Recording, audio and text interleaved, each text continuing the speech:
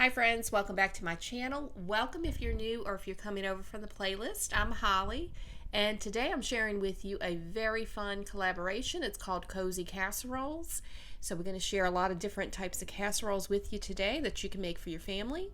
And I will leave the playlist down below of all my YouTube friends who are making some delicious meals for this. And also, it is being hosted by Sammi at Sammi May. She has great content on her channel. If you are looking for some new recipes to make for your family, you will not be disappointed. She has tons of recipes there, and I know that you will enjoy her channel. She does grocery hauls. She also does like lifestyle type content. So please be sure to check her channel out. I will leave her link down below in the description box along with the playlist. And now I'm going to show you what it is I made for this collaboration, and I did make 3 different recipes, so I hope that you enjoy the video. This first recipe is a breakfast casserole, and I will leave the link to the recipe down below. But you need a pound of any type of breakfast sausage, whatever flavor you like. And I like the hot sausage just because it has a really good flavor to it, and it has a lot of seasoning in it, so it does season everything well, and I don't find it to be too spicy. But you also need 8 eggs, a 1/4 cup of onions, and I have a little bit more than a 1/4 there, a 1/2 of a red and a 1/2 of a green bell pepper chopped up, 1 can of evaporated milk, some salt and pepper to taste. You need a 20-ounce bag of hash browns thawed, so make sure you have them thawed, and like I said, 20-ounce bag. And I think it was 2 cups of cheddar cheese, and I'm using sharp cheddar cheese for this. And this step is not required, but I decided to saute the onions and bell peppers just because I don't like my veggies to be, crunchy in things like this. So I wanted to cook them just a little bit to start the cooking process on it. So I just softened them up just a little bit, and I will take these out of the pan and put that on the side until later. But take the sausage that you have, and you want to just brown that up until it's completely cooked. And while I finished the sausage, I took a 9x13-inch baking dish, sprayed it with some nonstick spray, then added the hash browns to that. Then I added the sauteed onions and bell peppers, but you can add them raw if you want. You don't have to, saute them. And then I just mixed it in. It didn't record it, but I did add about 1.5 cups of the cheese to the top of that. Then add the cooked sausage on top of that. And basically you're just going to mix everything together.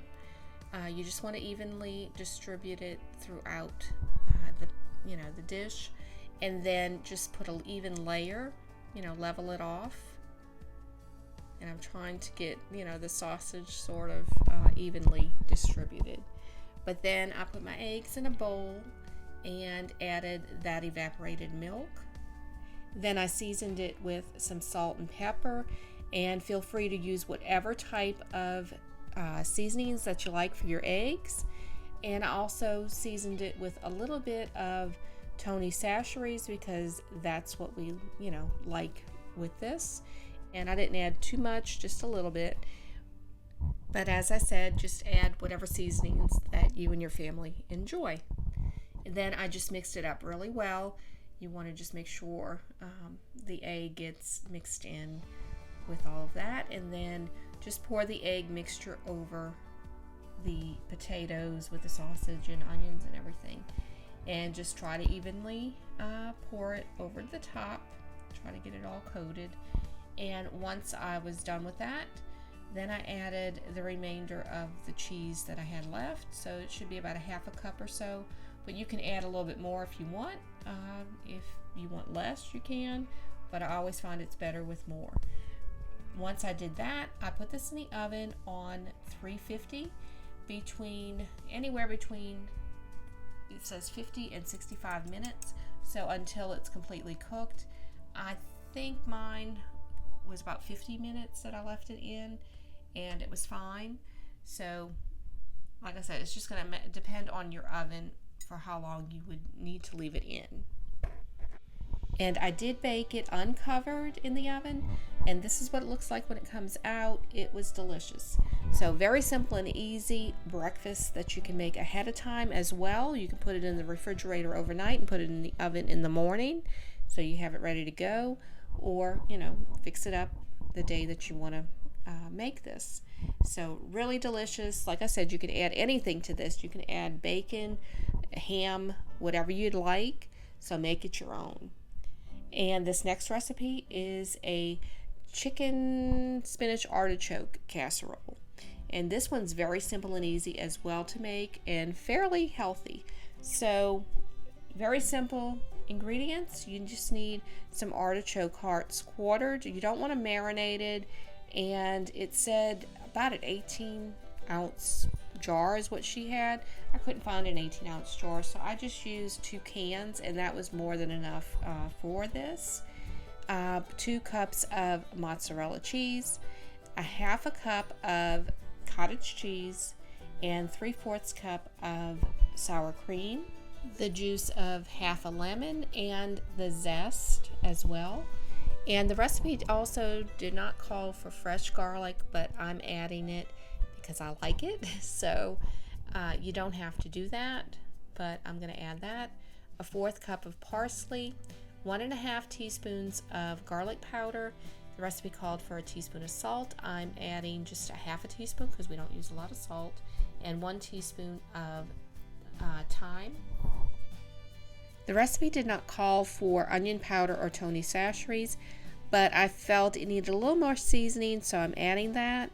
Also 2 cups of baby spinach and 2 chicken breasts, shredded or cubed. I'm using a rotisserie chicken, and I did use a little bit of the dark meat as well because I wanted to have over a pound of meat for the recipe, and I just used that to kind of fill that in for me because I felt like it didn't have, I needed a little bit more chicken. But very easy and simple to make. So you just need to heat up a pan and add your spinach to it. The recipe did not call for doing this, but I think it basically just said to add your spinach to the bowl with the ingredients as is, but I didn't want to do that. I like my spinach sort of, sauteed first. And I did add the garlic to this, the fresh garlic, and just seasoned it up. It really does, make a difference, I think, when you do it this way. But I guess you can put it, without sauteing it in the recipe. It did not specify that, but I just felt like it was going to be too much to try to mix in. So that's why I'm doing it this way. And it turned out fine. So you can see how quickly this is. It's not sped up, it's not edited. This is how quick that spinach cooked up in that hot pan. And that garlic was really good with this as well because it just gives it, a little bit more flavor. And I added a little bit more spinach than what the recipe called for since I was sauteing it. And I felt like it, added a little bit more, to the recipe. When the spinach was cooked, I put that to the side. Then I took a large bowl and added my chicken to it, which I thought was a large bowl, but I probably could have used a little bit larger one. And added the cottage cheese. Then I added the sour cream. Then you will also add the mozzarella cheese, and you want to reserve half a cup, so take a half a cup out and put that to the side. Then add the rest of it to your bowl, and then you're going to mix this up until all of that is combined. And just mix everything up. You will find that it is somewhat of a thick mixture that you're going to be mixing. That's why it's good to have a really large bowl to do this in. But I made it work with this one, and then I added the parsley, then the seasonings, and then mixed again. So I'm just kind of, adding and mixing as I go. Add in the lemon juice and the zest, then mix that in. Then I added the spinach to this, and I guess if you were going to add just the raw spinach, you would do that. But as you can see, I feel like it would have been, too much to try to mix in. Then add the artichoke hearts and make sure they're drained, and I also dried them off a little bit with a paper towel just to get any excess moisture off. It did say not to have, a lot of liquid for this. So I just, mixed it in, and you can see, like I said, it is, a thick mixture. And a big bowl would have helped. I did add a little bit more sour cream, just because I think, it needed it. So just, use your judgment on this as you go when you're mixing it. Onion powder and the Tony Chachere's, like I said, that's optional, but I feel like it did add some flavor to this, and it wasn't bland. So just mix again. Then spray a 9 by 13 inch baking dish and just, put that mixture into it. You will need to spread this out as evenly as you can get it.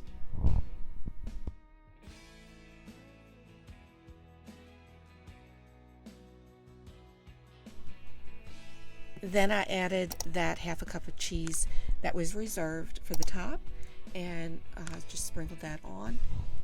You can use as little or as much as you want. I chose to add a little bit more than that just because I felt like it needed it, and we like a lot of cheese, so add as little or as much as you like. And I put this in the oven on 350 for about 35 minutes, and this is what it looks like when it comes out. Very good. This had a very nice flavor to it, and like I said, I think it's going to depend on the type of seasonings you use as well. Parmesan cheese would have been good in this. I didn't have any, so that would be an option as well. But very easy to make, and I think your family would enjoy this one, especially if you like spinach artichoke dip. This last recipe is a Mexican cornbread casserole. This one is really easy to make and uses very simple ingredients. So I used 2 boxes of the corn muffin mix, and that's the Jiffy brand, 1 can of whole kernel corn, and a can of creamed style corn. You will need 4 ounces of chopped green chilies, 1 can of Rotel with the green chilies in that, 3 cups of your favorite cheese, and I am using the Mexican blend. You can use cheddar or Monterey Jack, whatever you prefer. And 2/3 cup of milk, a half a cup of green bell peppers chopped up, and a half a cup of onions chopped up. And I tried to chop those a little, small. 2 eggs and a pack of taco seasoning mix. 1 pound of ground beef. And now I'm going to show you how quick and easy this one is to put together, and really delicious. So brown your ground beef, and you want to just brown it until it's completely cooked, but you also want to make this into smaller, pieces. So just, break it up as best you can. Then add the onions, the bell pepper, and just kind of cook this down a little bit, maybe 5 minutes or so. You want to just get those to soften up with the meat. Then add half a can of the corn, the regular corn, so don't use all of it. And the same with the creamed style corn. Add half a can. Then add the whole can of the Rotel tomatoes with the green chilies. Add the green chilies, that whole can. Mix it up, and then you will cook this for about just a few minutes. And then add the taco seasoning mix, and then you will cook this down for about 5 minutes. You want to make sure that that powder gets dissolved within that mixture. And as I said, about 5 minutes is good enough. Once you're done, you will put this to the side and then make the cornbread part of it. So add the 2 bags of cornbread to a bowl. add the milk, and then add the eggs. Add the rest of the cream-style corn, and then also add the rest of the whole kernel corn. You want to mix this up until everything is completely combined. So get it good and mixed. Then spray a 9 by 13 inch baking dish with some nonstick spray. Pour half of the cornbread batter into that, and it'll be a thinner layer. But then add that meat mixture on top of that. And just try to get it as evenly over the top as you can without, really stirring anything up. Then add half the cheese onto this.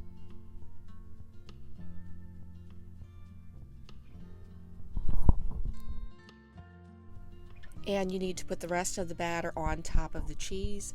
So the easiest thing to do with this is just take a spoon and just put it over the top in little spots. That way it makes it easier to spread it, because if you pour it on, it's going to kind of mess it up a little bit, but it'll also be harder to spread it to the edges of the pan. So just as you go, just kind of, put spoonfuls of it in little, all across the top, and then just spread it across, and you should be good to go. Then add the rest of the cheese on top. And if you want, you can add a little bit more if you'd like, but I just followed the recipe with this one and just, added what was there. Also, I baked it on 350 for about 35 to 40 minutes just to make sure everything was, completely cooked with the cornbread. But it turned out great. You can see the layers there after I had a piece cut out. And this one was just delicious. It had a lot of nice flavors in this. This would be great as a Taco Tuesday maybe recipe. If you want to do something other than just regular tacos, this would be one to add to that. So really enjoyed this one. And please don't forget to check the playlist down below in the description box of all my YouTube friends who made some really delicious casseroles for this collaboration. And I know I'm going to have some really good ones to try out for myself. And don't forget to check Sammi's channel out as well. Her channel is linked down below. And thank you so much, Sammi, for allowing me to be a part of this collaboration. It was really fun, really enjoyed it. And if you enjoyed this video, please give it a thumbs up. If you're interested in seeing more like it, please click that subscribe button and the notification bell. That will notify you when I post new videos. I hope everyone has a blessed day. I thank y'all so much for watching. God bless y'all.